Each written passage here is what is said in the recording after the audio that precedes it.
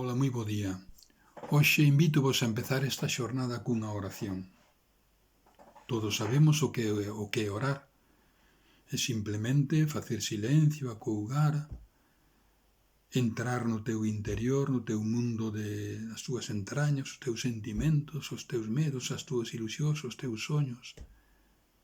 E desde aí, desde a túa realidade persoal, abrirte a eso máis grande que a ti, que está fora de ti e que está ao mesmo tempo dentro de ti.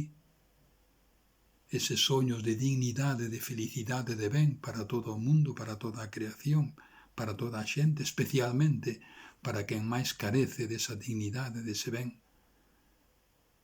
Nesto coincidimos todos, podemos orar todos, crentes e non crentes. As persoas crentes, a todo isto, chamámoslle Deus. Entendemos que Ele é a fonte primeira de todo ese dinamismo, de toda esa aspiración, de todos eses soños.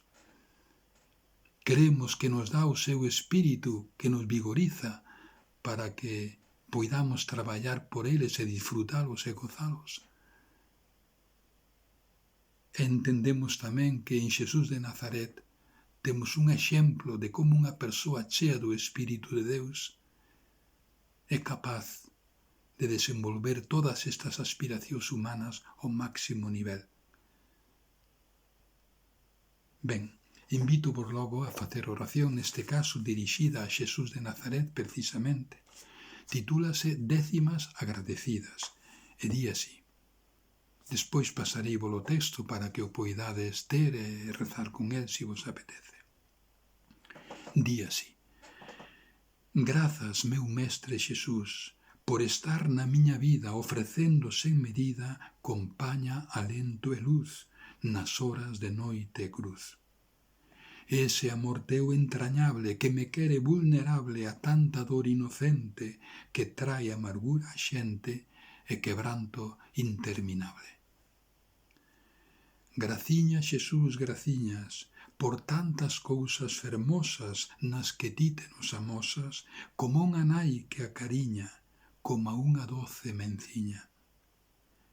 O ar, a auga, o pan trigo, o sol, as fabas, os figos, a conversa e a amistade, todo o que sabe a irmandade, as veciñas, os veciños.